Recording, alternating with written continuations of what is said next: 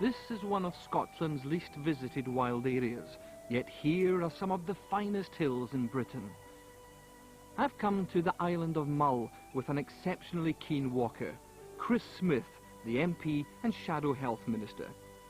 He's escaped from the House of Commons and made an overnight dash north using his favourite form of transport. It is one of the great train journeys of the world. How does it feel about the train thing? You had such a large part of it. You're the safekeeping of it, in fact. Well, it's still running. I mean, you have a little bit of a sense of pride of ownership in it. It's one of the greatest sensations in the world. You get on the sleeper at Euston at night and you settle down with a dram or two. And when you go to sleep, you're in the middle of all these grimy, urban, densely populated areas. And then you wake up in the morning and it's just magical. And a magical journey can be achieved almost entirely by public transport. The ferry from Oban on Scotland's west coast takes 45 minutes, and you're soon on the second largest island in the Inner Hebrides. Chris had already climbed Mull's highest mountain, but he was rather keen to explore more of the island. Poor weather wasn't going to dampen that enthusiasm. It's a sense of being a cradle of history, of religion, and at the same time being a very beautiful island with a lot of spectacular scenery.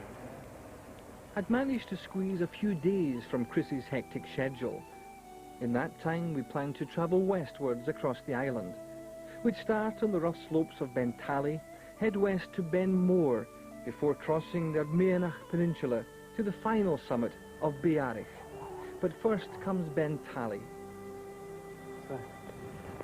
Oh, spectacular view. And to think, just an hour or two ago we were getting out of the car in the rain and the mist and having some doubts about whether to go, but it's worth doing. It's getting better and better, isn't it? It's a classic lesson in how days can start off looking appalling and brighten up remarkably. Yeah. I think part of the interest of the landscape here is the fact that it is volcanic. And it is knobbly, fold upon fold of these kind of layers. Yes, it's when you just see a succession of ridges and the mist coming in between them and the light playing with light and shadow. It's beautiful. The quality of the light, I mean, if you just look at that near ridge there with the sun just glinting off it, but then the cloud behind and the much darker, grimmer slopes beyond. It's such a beautiful contrast. Yeah. It really is. You can understand where a lot of the folk tales came from, and there's supposed to be legends. A headless horseman down there somewhere, I think, who had his head chopped off in a battle, and his horse rode on for miles and miles afterwards. Those sort of eerie legends from the past. Chris Smith is the only MP to have climbed all Scotland's Munros, the 277 summits over 3,000 feet. Yet his love of walking is not simply about ticking mountains off a list.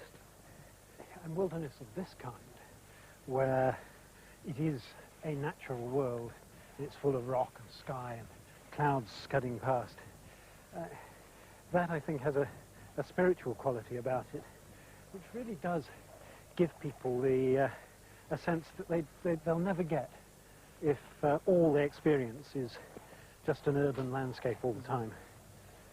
And it's not something which everyone's going to enjoy, but there'll be vast numbers of people who don't get the opportunity at the moment, who I think would richly savour the experience.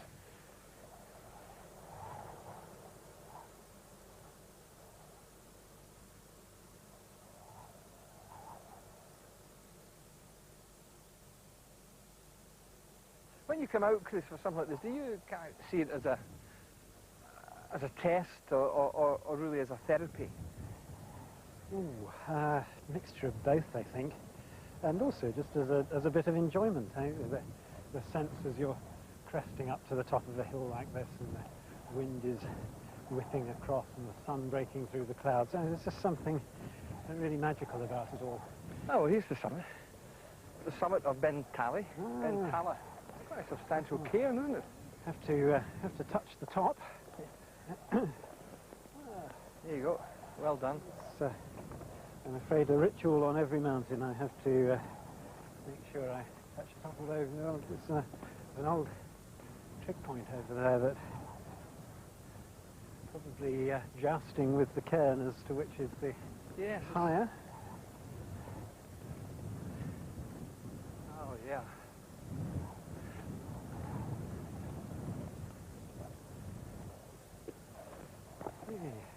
Good. Well, nice. I must say the weather has been much kinder to us than I ever imagined it was going to be. So how did it feel? How did it feel at the top of the first hill? No better tonic for getting rid of the Westminster blues. There's no better way for blowing away cobwebs. So you've got all that smoke from the corridors of power out of your nose now? Absolutely. It helps make everything real again. Yeah. But time is marching on. Yeah.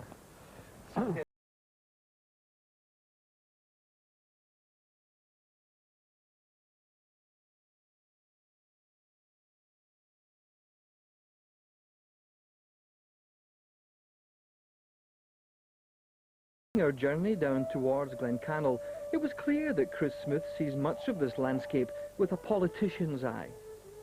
One of the amazing things about a lot of these glens is the sense of history that's there. You come across just a rickle of stones that was perhaps a settlement. You begin to think about the way people lived and worked and took their living from the land here. And now, sadly, completely empty. Yeah. There's been a fairly substantial settlement here. Well, you've got 1, 2, 3, 4, 5, 6 or 7. Rather a fine setting for...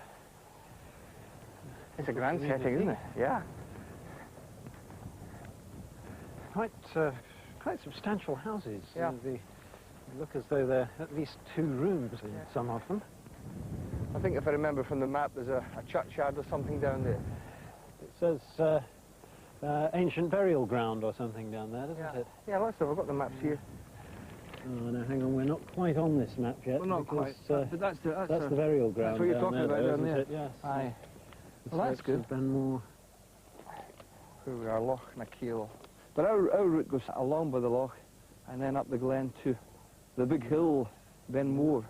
Yes, and up over here. Aye. I'm looking forward to that. I just hope this mist clears again. Absolutely. At least a low cloud, and that would be great. Well, come on, here's a good test for a staunch socialist. Would you rather see all the people back here in the glens, or would you rather see it like this empty so that you can enjoy the solitude? I wish it had never happened in the first place. It would be good to see people living and making a living in these sort of areas, but of course you can't just reverse history. It's one of the great sadnesses of politics that you can fight so desperately hard to stop something happening. Once it's happened, it's very difficult to put things back in place.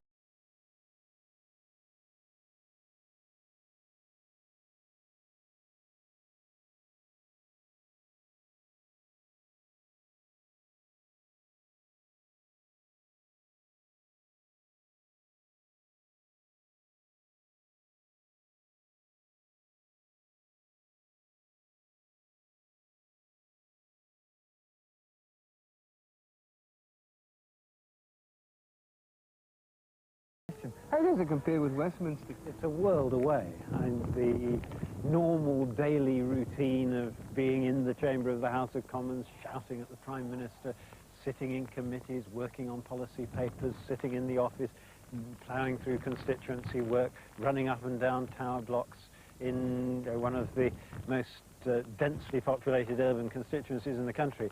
And then you come here, and it is just so completely different. It's one of the things that I love about doing this sort of thing. It takes you completely out of your normal existence.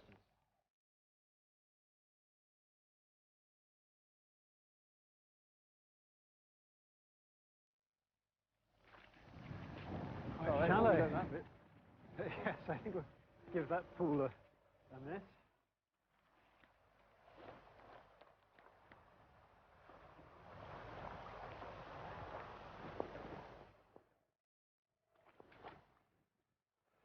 It wasn't too bad at all. No.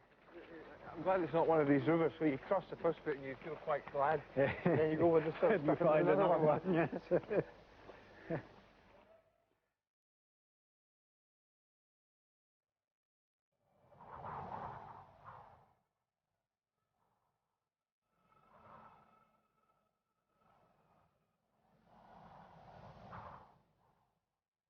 Mull is noted for weather that can change quickly and dramatically. We've been quite lucky so far, but our luck's run out. The wind's rising to gale force, it's lashing rain, and we've found what shelter we could. Well, the weather's like this, Chris, always get reminded of Gerald Manley Hopkins' poem, The Wet and Wilderness. Oh, that wonderful poem about Inversnaid, isn't it? What would the world be if...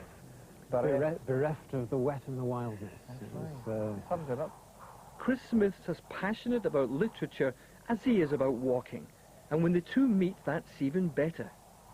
I studied English literature at university, and indeed then went on and did a PhD, and particularly focused on Wordsworth and Coleridge, and all those romantic poets, and particularly Wordsworth and Coleridge, were full of what the natural world meant to them and the relationship which they built up with the world around them.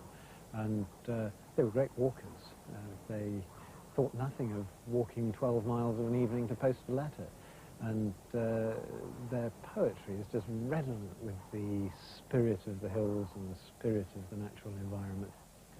And there are, I think, lessons to be learned about the nature of the individual, how your own intellect, your own soul, your own being develops in relation to the world around it. And you then transport that back into how you relate to people around you and how you form part of society and what makes people a decent citizen. And all of those sort of thoughts, I think, in a strange way, you can get from a relationship with hills and mountains as well. Out into the wind again. Yeah. You really notice the difference when you go out the shelter, don't you? Yes.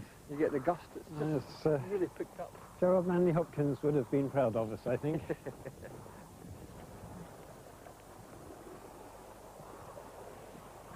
amazing how quickly these burns rise. Absolutely. When even there's been a few showers like that. Whew, this is boggy. Yeah, it is. Now we've got a bit of a hike up the glen here.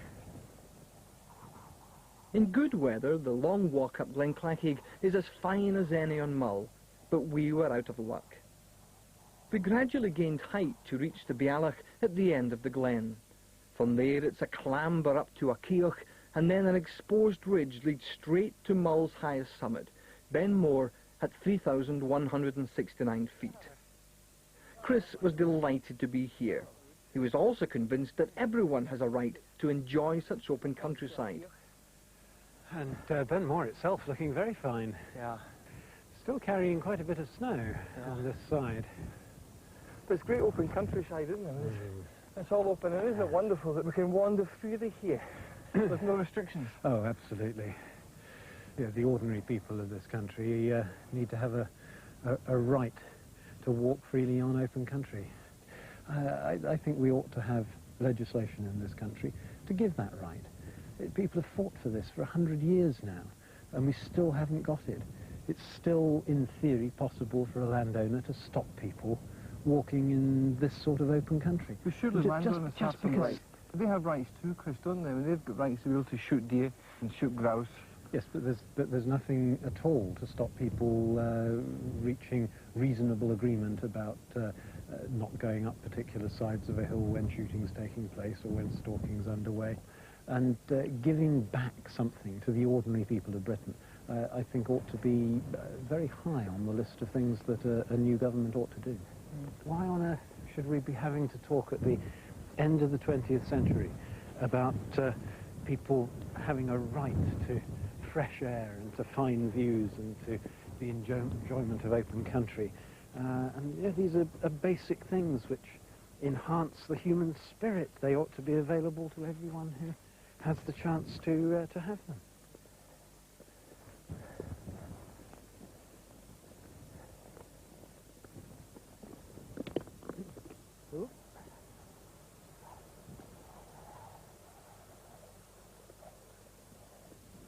say this is a fine way of coming up the mountain. Isn't it good? I think probably it is better than the other side. Well, the other side is the way I've come at Beinn Mull before. What do your colleagues think of this passion of yours for coming away and climbing mountains? Do they think you're a bit odd? Well, some of them do it themselves, of course, and have got up quite a few mountains in their time.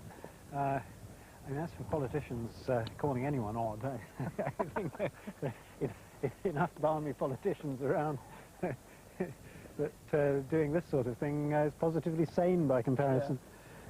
People ever recognise you on the hill? A few times, yes. I think it's partly because it's not the sort of setting that you expect to see a Member of Parliament in. I must be one of the few MPs who's had a discussion with someone about the future of the poll tax when I was standing on top of the inaccessible pinnacle. Yeah. Oh, wow, look. Oh, yes. Wow. And I suppose when John Smith was climbing Munros, was he ever recognised, do you think? He was frequently recognised. I remember him telling me about one occasion when he'd been on coming up to the summit of Luniven in Knoydart, very remote hill, and there was a city banker who was sitting having his sandwiches at the summit, and as John came up towards the top, his city banker's jaw dropped, seeing the Shadow Chancellor coming towards him, and he said something like, well, I'd read you did this sort of thing, but I never believed it. I can remember John saying, well, I said to him then, you'll just have to believe everything I say now. It's well sculpted, isn't it? Yes. The ridge we're due to be going along looks quite sharp and steep to me. It does a bit. So, it looks good. Have to see what it holds in store for us. Yeah. Well, I don't think we're likely to be thrown off anybody's land up here. No.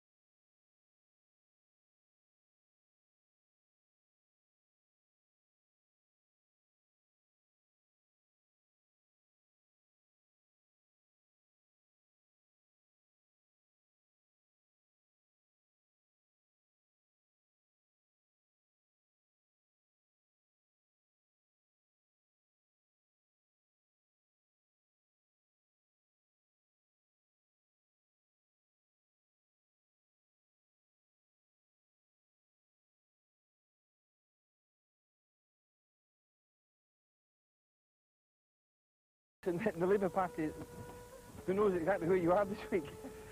Well, Or have you just sort of sneaked away? they don't necessarily know that I'm just on the point of reaching the summit of Beinn Mull, but they know that I'm on Mull, and I think they know in extremis how to get hold of me, but I just spend the whole week hoping they won't.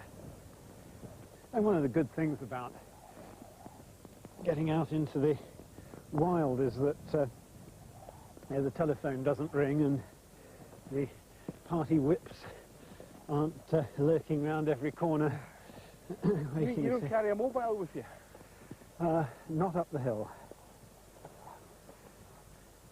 I suppose it'd be a bit embarrassing if something did happen and somebody said, oh, I'm sorry, but the minister's away squatting around the hills.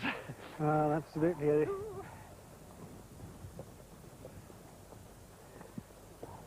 Oh, great. That's a great view. Oh, it's looking fantastic.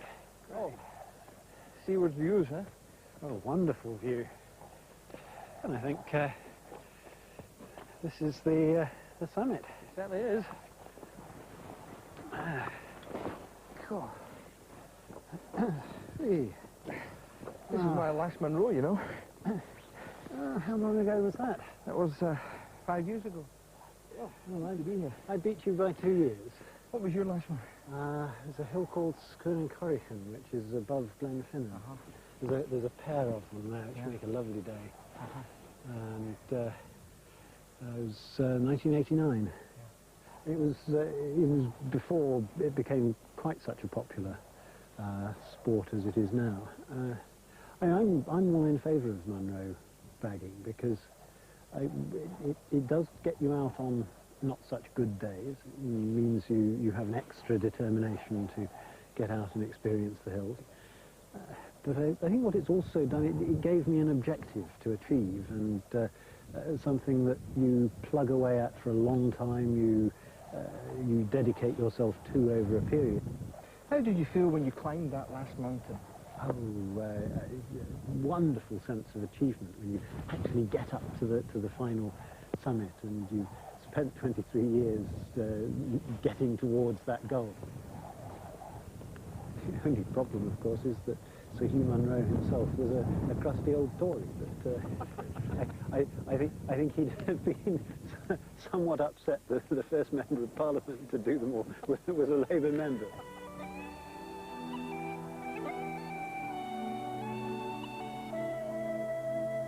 Our final 9 miles takes us west from Beinn and on to the Ardmeanach Peninsula. There's the coastal road to cross, but this is still wild walking through a deserted landscape.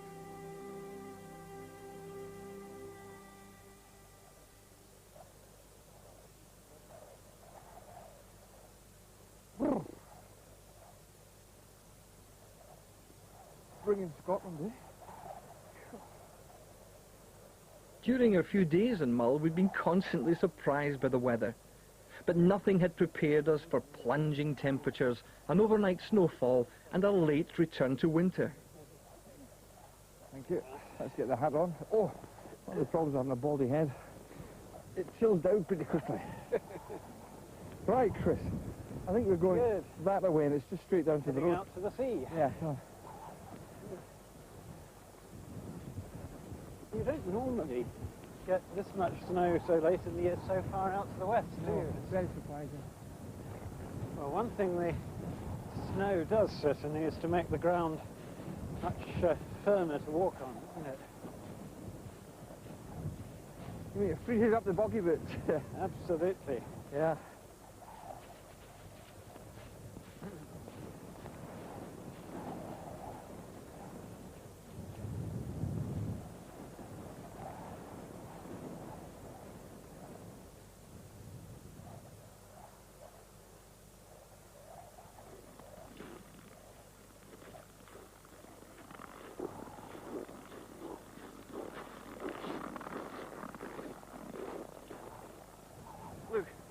Oh, wonderful. And That looks like our last summit. Yep. And from there, I think we'll see down to Iona. Get quite a good view from Lovely. over there, I would have thought. You know, it's nice to know that that's the end, and then there's a hot shower and whatnot to come. It's that balance, especially in conditions like this, between the desire for a bit of physical comfort and, on the other hand, you've been amongst such wild and rugged and beautiful country that you actually want it to carry on.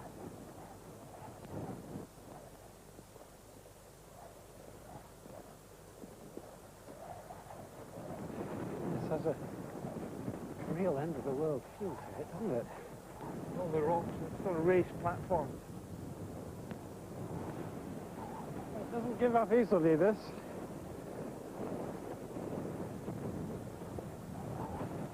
Hey. Oh. Good. Beinn Talaidh. Beinn, it's called. And it's not a Munro. But a very fine viewpoint. Aye. You see if we can find a bit of shelter. Yeah. This isn't bad, actually. Let's just sit down here. Oh. Yes. It's certainly a part of Mull where I'm sure very few people come. Yes, but all of that territory we've come across is very wild and rugged and rocky, isn't it? Yeah. Seated here at the edge of Mull and with a view across to Iona, it was inevitable that our thoughts should turn to Chris's great friend, the former Labour leader John Smith, who's buried on the island. I still find it very hard to come to terms with the fact that he's gone. How did you feel, Chris, when you heard that he had died? Oh, I was absolutely shattered. I mean, just about 5 weeks before he died, I was standing on the top of Beinn Talaidh, just on the edge of Torridon near the Fanics with him, and it had been a hard climb up there. It was very cold, there was snow, wind whipping across a bit like today, and there he was on the summit, looking and feeling on top of the world, and such happy, full of life character, and with such enormous potential. I mean, I know I've been robbed of a great friend, but the country's been robbed of someone who would have, I think, made a great Prime Minister. But simply remembering John Smith wasn't enough. Being so near, Chris naturally wanted to pay a first visit to John's grave.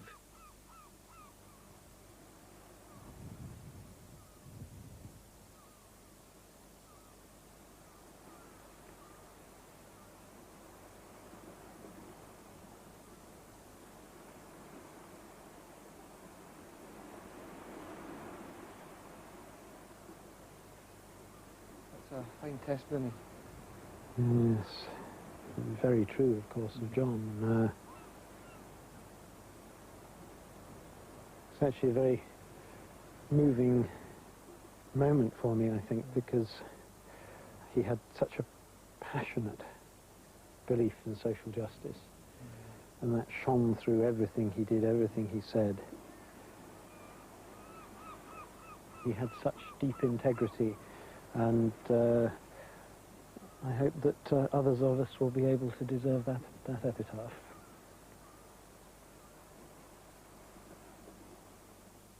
He loved Iona, and I think he'd have approved in a way that we were here